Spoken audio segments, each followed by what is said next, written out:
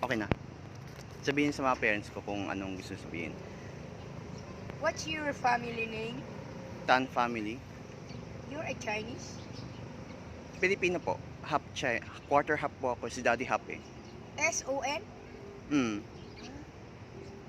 Hello, Mr. and Mrs. Sam. Magandang hapon po. Ako po si Nanay Tikman. Yun ang tawag sa akin dito sa vicinity ng Luneta. Dito ako malapit sa Harbor View and Ocean Park. I stay in the ocean, near the ocean. Missionary po ako.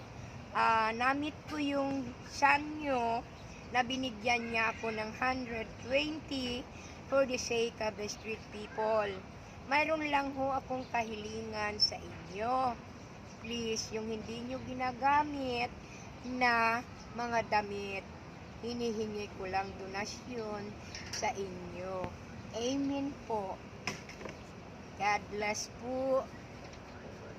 Sana mabagbag naman ang damdamin nyo for the sake of the street. Salamat na maraming. Okay.